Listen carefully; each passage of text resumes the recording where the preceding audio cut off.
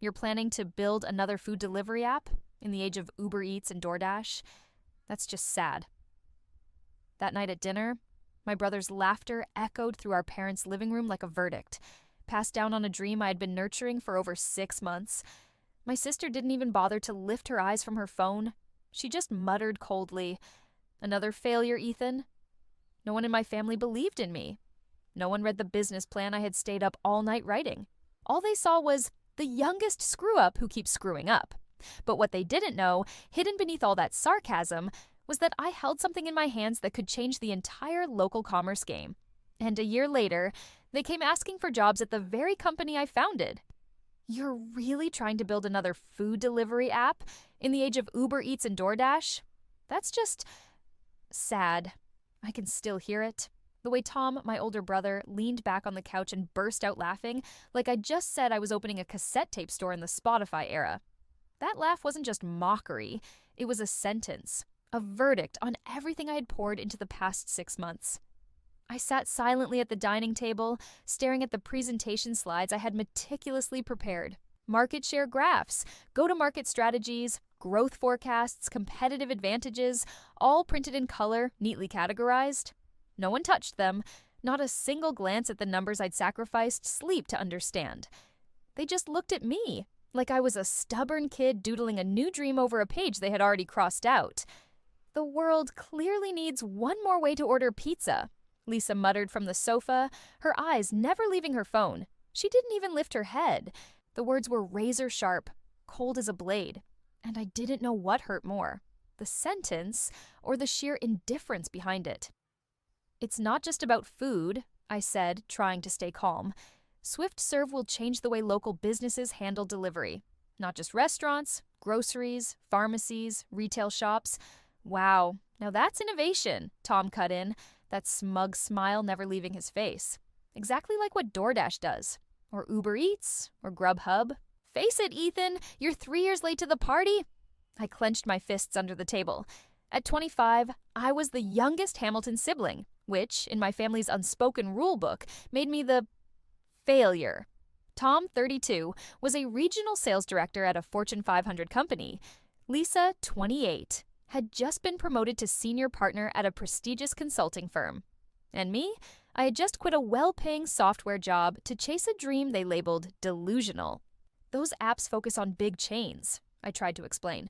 Swift Serve will partner with local businesses. We're giving them a fair shot. Lower fees, more flexibility, even real-time inventory tracking. Lisa finally looked up, her eyes full of sarcasm. You've never managed anything in your life. You couldn't even keep that last dev job for more than 2 years. I quit.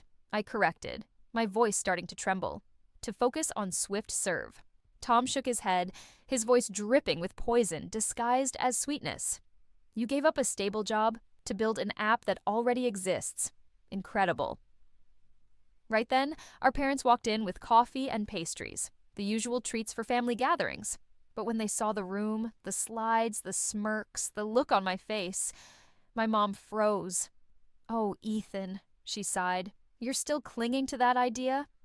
"Let him finish," my dad said softly, placing a hand on her shoulder. But his eyes said everything: concern, doubt, and a touch of pity. I jumped in. "I already have seed funding. A few angel investors have backed us. Next month, we're launching the pilot in our first city." "And how much of your own savings have you blown?" Tom interrupted, his expression like he was watching a slow-motion car crash. I didn't tell them I'd sold my car, moved into a 200-square-foot studio apartment, and lived on instant noodles for 6 months. I didn't tell them I had exactly $430 left in my bank account and hadn't taken a single day off since I left my job. "I know what I'm doing," was all I said. Lisa scoffed, her laugh like a needle in my pride. "Just like you knew what you were doing with that college-era social app? Or the crypto bot last year? Yeah. Totally gonna make us all rich, right?" "This is different," I said, my voice rising. "Swift Serve has real market research, a solid operating model, and strong back-end tech. We're solving an actual problem for small businesses." "Ethan," my mom sat next to me, her voice soft but devastating. "It's time to be realistic. Tom could get you into the IT department at his company." "I don't want a job at Tom's company." I stood up, gathering my papers. I'm building something big, really big. You're building a fantasy, Tom muttered. The delivery market is already owned. You're going to lose everything. I looked around the room. Familiar faces, now clouded with condescension, pity, and the firm belief that I was making a monumental mistake. Not one of them had read a word of my plan. Not one of them had asked how far I'd come. You're all wrong, I whispered. And one day, you'll see that. I walked out of that house, out of the laughter, the judgments, and climbed into my old Civic, the last thing I hadn't sold. That night, I stayed up until sunrise, eyes red as I pushed through the final lines of code for the beta. None of them knew that Swift Serve was ready, and they had no idea. That same pointless little app was about to change my life forever. I got back to my tiny apartment just before midnight. The room was barely 20 square meters, with peeling walls, a crooked window, and a fold-out bed crammed next to my desk. No dining table, no couch, just a foldable table, 3 monitors, an old laptop, and a whiteboard covered in scribbles, marking every single day I survived chasing my dream. I collapsed into my old swivel chair, which let out a loud creak, as if complaining about the weight of a day that had gone on far too long. On the screen, a message from Marcus, my lead engineer, was still glowing. Back-end updates complete, ready for final testing. I smiled. While my family laughed at what they called a delusional fantasy, we were nearing completion of the beta version. Not a mock-up, not a prototype, a real working product. A system built by me and 4 others, forged through sweat, sleepless nights, and more sacrifices than I dare count.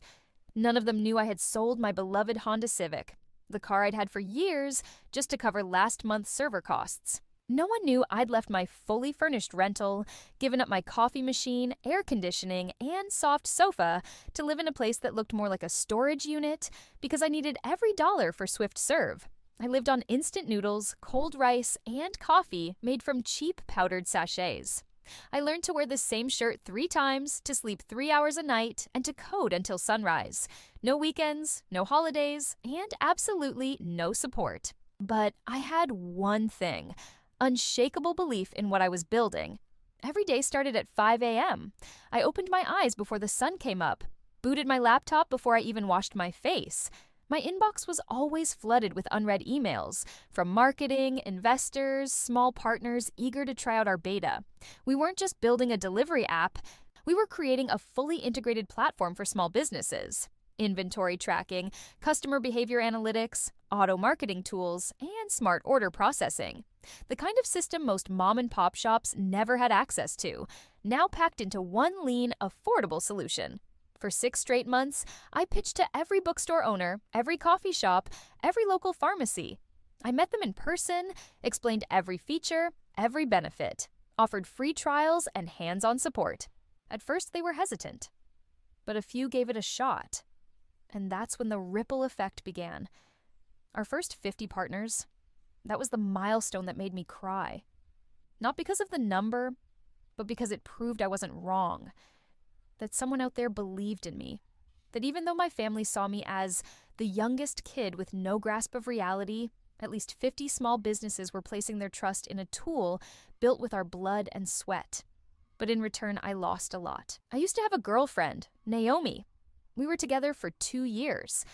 But when I quit my job and started pouring everything into what she called that ridiculous app, it all fell apart. She wanted stability. I chose risk. And I get it. No one was to blame. But when I stared at a blank screen at midnight, the emptiness wasn't just hunger. There were nights I wanted to give up. When system bugs messed up orders. When the server crashed during an investor demo. When a major restaurant canceled their contract after one late delivery because we couldn't find a driver. I'd sit in the dark, head down on the desk, asking myself, am I insane? Were they all right about me? But each time, I'd look up at the whiteboard on the wall, where I'd written one sentence the day I started. One day, they'll see. I'd grit my teeth, get back up, reopen my laptop, patch the bugs, call the customers, rewrite the code line by line. 3 months after the night I was laughed at, a local news outlet published a piece on Swift Serve. They told a story of how we helped save a tiny bookstore that was about to shut down. The owner, a sweet old woman in her 70s, said, "It's not just delivery, It's like a full digital department our little bookstore never had. I read that article at 2 a.m., holding a cup of cold coffee in my hand. I broke down crying for the first time in months. Not because I was exhausted, not because I was lonely, but because I was proud. I sent the article to the team. Marcus replied with a thumbs up emoji. Ava, the designer, messaged back, "We're not crazy after all." No, we're not crazy, we're just braver than most. That night, I didn't message my family. I didn't need an apology. I needed results, because I knew, in a few more months, they wouldn't be able to ignore it anymore. And Swift Serve, that so-called waste of time joke they once mocked, wouldn't just survive. It would become the thing that forces the entire market to change. The article about the old bookstore was like a spark, and the small town where we piloted Swift Serve began to catch fire. Not literally, of course. But yes, everything changed after just one story. That bookstore, a tiny shop tucked on the corner of College Street, had been struggling to survive against Amazon and the big chains. But after 3 months using Swift Serve, the owner saw a 30% increase in sales, gained better inventory control, and most importantly, kept young readers coming back, the very ones who'd long abandoned paper books. The story touched hearts because it wasn't just about tech. It was about trust, survival, and the chance to be reborn. The article was shared thousands of times on social media. And just like I'd hoped, what came next was this: an email from the very first venture capital firm on my ignored me list. "Dear Ethan, we came across the story of Swift Serve and your pilot in Chesterton. Would love to schedule a call to learn more." For the first time, they reached out to me, not the other way around. I remember reading that email while eating instant noodles made with an electric kettle that sparked when you touched it. My hands were still stained with ink from the new UI sketch, but I smiled like I'd just signed a contract with Google. 2 weeks later, our first meeting with a national investment fund happened. They didn't ask where I studied. They didn't ask who was backing me. They asked one thing: how far can you scale, and how fast? I showed them user metrics, inventory flow, order loop data, retention rates, and our grassroots community strategy.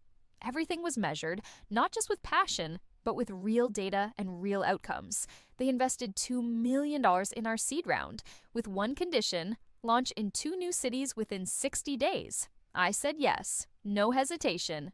We expanded to 2 nearby college towns, places where local businesses had been squeezed by national chains, and the magic repeated. Independent restaurants started getting more orders. Small bookstores avoided going under. Private pharmacies found loyal customers without the middleman skimming their profits. This time, it wasn't just an article. A local TV station came to film a segment.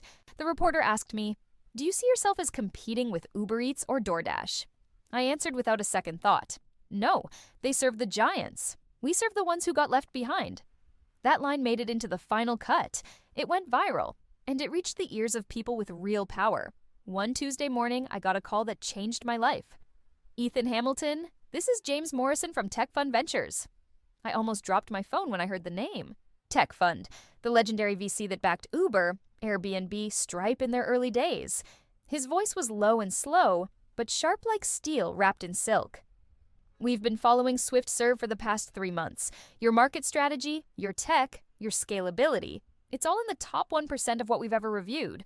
We want to lead your Series A. Starting offer, $50 million USD. What do you say?" I gripped the phone. I didn't speak.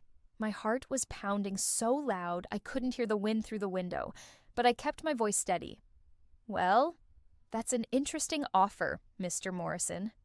The call lasted 40 minutes, but one sentence kept echoing in my mind. They were wrong. All of them. My whole family. Everyone. I didn't tell anyone in my family. They still thought I was the drifting younger brother living in a cramped apartment with an old laptop. Family group chats hadn't changed. Tom bragging about his promotion. Lisa talking about her $1 million deal. Mom asking, "Are you still working on that app thing?" Dad gently reminding, "Tom can still get you a spot in the IT department." I just replied with the emoji. I let them believe I was still struggling. I didn't need explanations. I needed results. And by then, we'd closed Series A and were finalizing contracts with 300 businesses across 3 states. 3 months later, TechCrunch published Swift Serve, the platform quietly saving small businesses in the post-pandemic era. It was shared by people in the industry. the same ones who once ignored my emails. And then, Lisa messaged me for the first time in nearly a year. Still working on that app? Got some news for you. My company's about to open a digital transformation unit. Might be able to get you in as an analyst. Interested? I looked at that message and laughed, not out of bitterness, but because fate has a wicked sense of timing. Her company was about to become one of SwiftServe's newest clients. I didn't reply, because just then, Marcus walked into the meeting room. We just closed with the largest family-owned pharmacy chain in the Northeast. Contract value, $15 million USD. I nodded, not because of the number, but because of what it meant. We were no longer just a startup in beta. We were stepping into the real game. And those who once laughed at me, they still don't know it yet. But soon, they will. I remember it clearly. It was a spring morning, the sun still gentle, and the breeze carried the scent of flowers from the park just a few blocks away from our headquarters. I sat in my new office, a 500-square-meter floor with floor-to-ceiling glass windows overlooking downtown. The sign outside read SwiftServe HQ, gleaming like a declaration. On the main dashboard in front of me, the real-time numbers lit up. 12,783 businesses, active 450,000 plus orders, weekly 6 new cities launching soon, user retention rate 94%. I had just signed a $50 million contract with a major retail chain. They didn't hire outside consultants. They chose us. And funny enough, I knew the person who used to lead their digital transformation team. It was Lisa, my sister. But now she'd lost that deal to SwiftServe. I hadn't told the family. I wanted them to feel the shift, not through words, but through every job they lost, every client they couldn't hold on to, every whisper in the industry they could no longer control. And then came the first plot twist. Tom dropped a message in the family group chat. "Hey, something important came up. Ethan, are you free? Call me." I knew that tone. Gone was the guy who used to laugh in my face. Gone was the man who once said, "You'll lose everything chasing that silly app." Now, it was the voice of someone slipping under, reaching for anything still afloat. I didn't reply right away. 30 minutes later, Lisa messaged me privately. "Can we meet? It's urgent. Company stuff." I smiled, not out of spite, but because it was time. The next day, they both came to my office. They walked in looking nervous, stiff. Nothing like the polished, confident faces from family dinners past. For the first time, they needed me. Not the other way around. Lisa spoke first, her voice softer than usual. "Ethan, my company is restructuring. Your platform's working with our clients now. They don't need consultants anymore because they're switching to your system." I nodded, not surprised. Tom cut in, quicker. "My company just announced a 40% workforce reduction next quarter.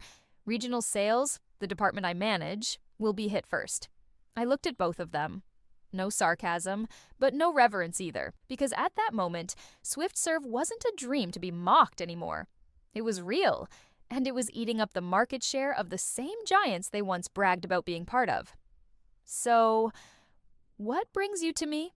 I asked calmly. Tom swallowed hard. Lisa looked away. "I was thinking, if there's any opening at your company, I'd be willing to start over," Lisa said. "Me too," Tom added. "Something like regional manager, maybe. I've got years of experience." I paused, watched them. The same people who used to sit on our parents' couch, laughing at my cheap delivery app. Now here they were, heads down, asking to join that very vision. "You know the process," I said, opening my laptop. "Submit your application. Go through HR. No family privileges here." Lisa looked up, stunned. "Seriously? You can't just approve it yourself. You're the CEO."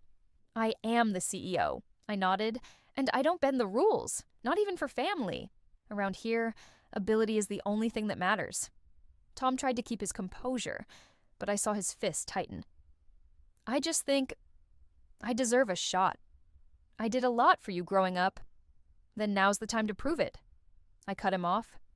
Not with words, with action. They went quiet. And as they stood up to leave, I added, "Oh, one more thing. If your applications are accepted, your direct supervisor will be Marcus Chin. The programmer everyone used to mock for being just a broke coder. Lisa froze. Tom, too. He's now our CTO, I stated clearly. And I believe he understands the value of humility, something some people in this room still need to relearn.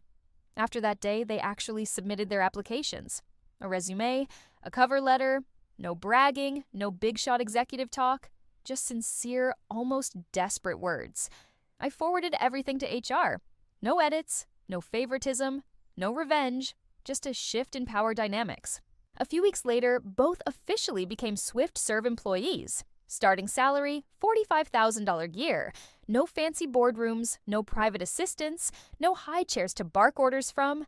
They had to learn the platform like everyone else. They sat in meetings with people who used to be interns. Now they're supervisors. And every day, they use the very system they once called a joke to get their jobs done. They're doing well. I'll give them that.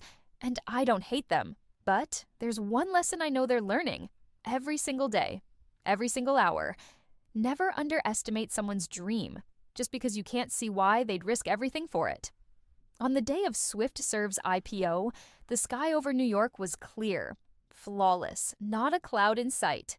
I stood in front of the mirror in my private office on the 38th floor of a skyscraper downtown, adjusting my tie. On the desk, the Wall Street Journal headline screamed in bold, SwiftServe IPO expected to be the largest tech offering of the year. The company's initial valuation came in at $50 billion. And that number wasn't a dream. It was the product of thousands of sleepless hours, of being laughed at by my own family, and of a long journey I had walked alone, or at least felt alone. My phone buzzed. A message from Tom. Ethan, we need to talk. Urgent. Something big's happening at my company. I knew exactly what he meant. His company's stock had tanked nearly 40% over the past week, thanks to clients jumping ship for SwiftServe. Tom's regional sales division, among the first slated for restructuring. A second message came through, this time from Lisa. Need to see you. My firm's doing layoffs. They said it's because clients are switching to some platform. Do you know anything? I smiled. My reply was just one sentence. Come to SwiftServe HQ, IPO celebration tickets. Front row. 2 hours later, my entire family stood in my office, together for the first time since that night last year when they all laughed at my dream. My dad looked around, his eyes wide as he took in the SwiftServe logo etched into every glass wall, the staff buzzing with preparations for the big event. My mom held the newspaper, hands trembling as she read aloud, Ethan Hamilton, CEO of the newest tech unicorn. Lisa sat down, her usual cool composure slipping. She asked, Why didn't you say anything? Why did you keep this from us? I looked her straight in the eyes. I did say something, right at our dinner table, but no one listened. Then I left the room to prepare for the opening bell ceremony at NASDAQ. 3 hours later, SwiftServe's stock had surged by 50%.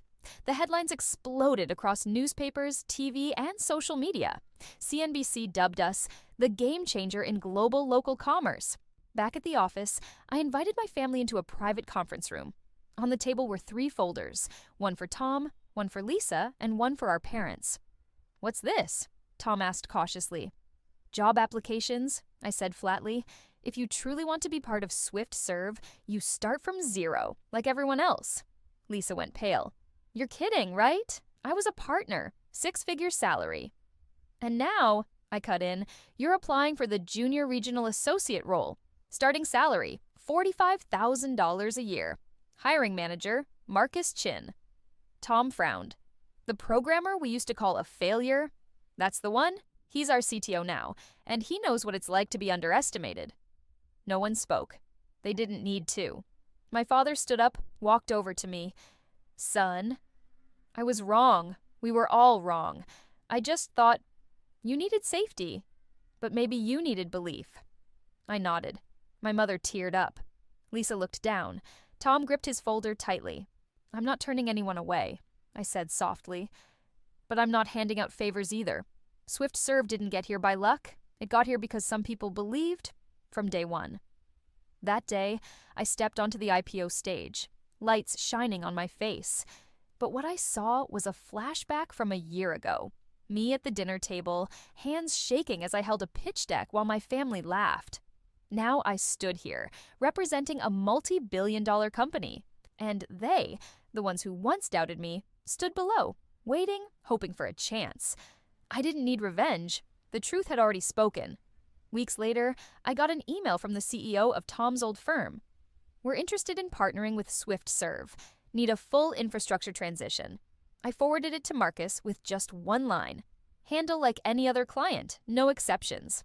One afternoon, my assistant Sarah stepped into the office. Tom and Lisa finished their first week of training. They've been focused. No complaints. I nodded. That's what I wanted to see. Not revenge. A lesson. A year ago, they laughed when I said I'd disrupt the market. Now, every time they order lunch at the office, they have to use the app. Every time they see the market share dashboard, they watch their old company slide down the charts. And every time they look up, they see me. Ethan Hamilton, the one they once called delusional. I didn't build SwiftServe for payback. I built it because I believe every small business deserves a fair shot. I believe that dreams, even small ones, if pursued with persistence and direction, can topple giants.